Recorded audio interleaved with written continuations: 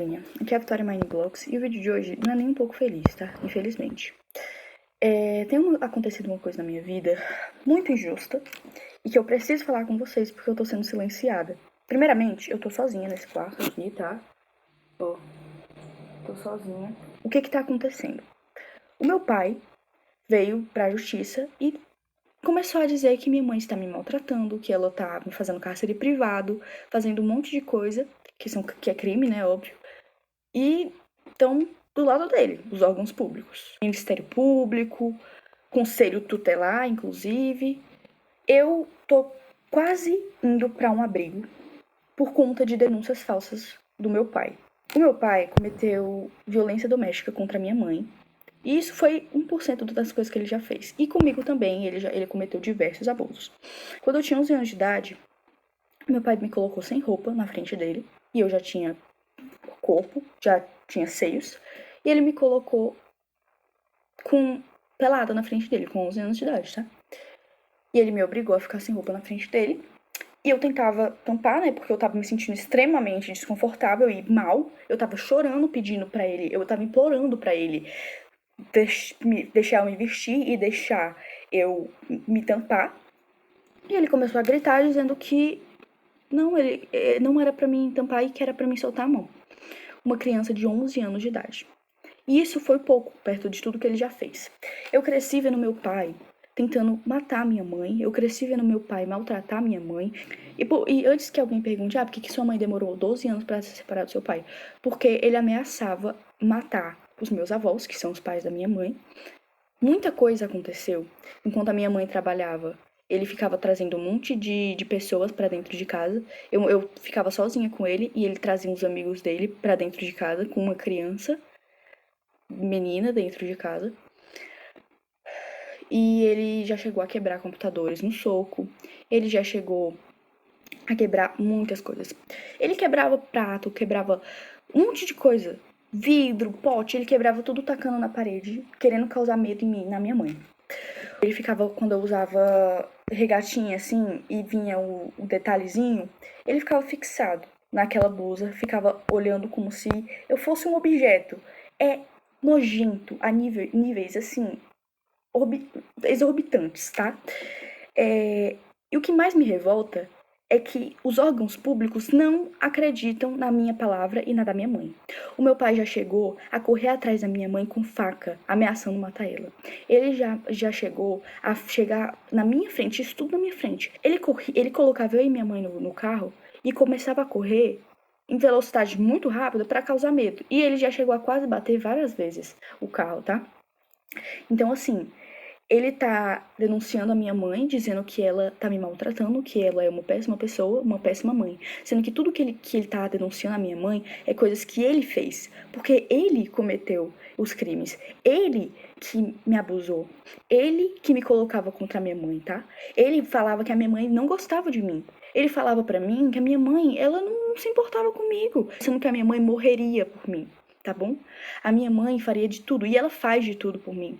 Porque desde que eles se separaram, muita coisa aconteceu. Eu entrei em crises que eu tive que ser internada em hospitais psiquiátricos, tá?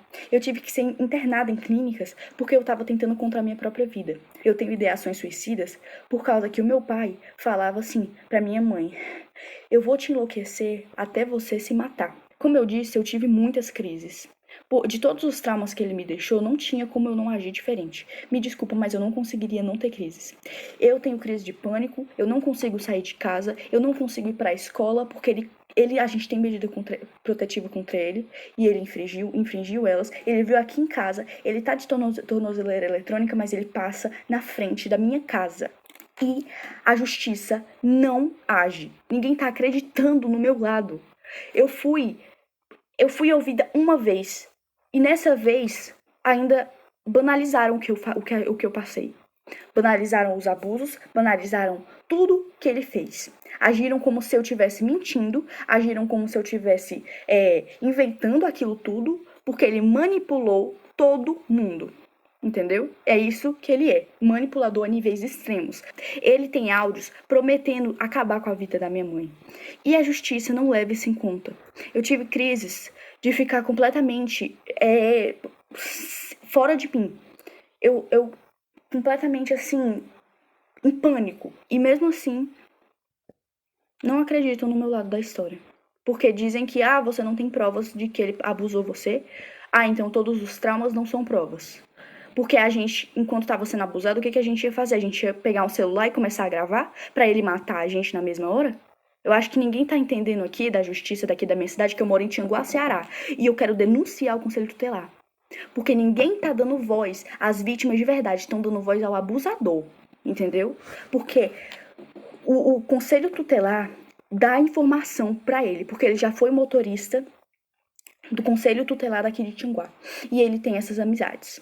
E falam pra ele as coisas do processo que ele não poderia saber. Ele foi na minha escola, mesmo tendo medida protetiva. A minha mãe tenta ao máximo não falar como tá o processo, porque isso já me deu diversas crises. Um oficial de justiça veio na minha casa porque ele pediu pra tirarem a medida protetiva.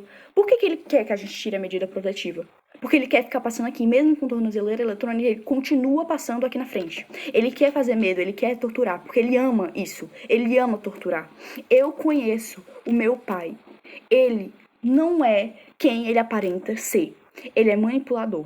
Então, assim, antes que pensem mas é porque ele tem algumas fotos de quando eu era pequena, ele tem alguns áudios de quando eu era pequena e quando a minha mãe ainda estava casada com ele, né? Como tipo assim, porque você demonstrava muito amor pelo seu pai, é óbvio. Eu era uma criança. Que criança que não vai amar o pai?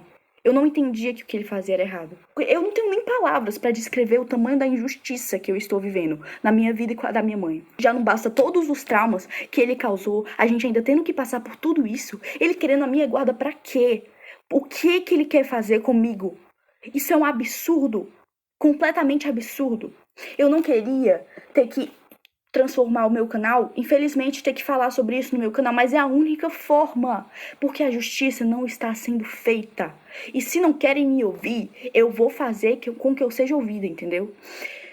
Então, assim, saiba, Conselho Tutelar e Ministério Público, que o que vocês estão fazendo é um absurdo. Vocês não estão acreditando na versão da vítima.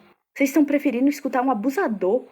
Isso é um absurdo. Eu não tenho nem palavras pra descrever o tamanho do choque que eu tenho, tá? Tudo que ele tá denunciando, o cárcere privado, maus tratos, era tudo isso que ele fazia.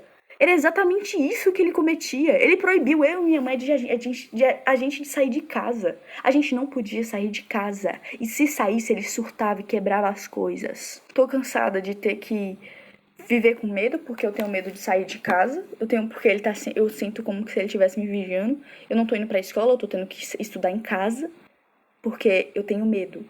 Eu não aguento mais ter medo. O meu avô é mais pai do que o meu próprio pai biológico, tá?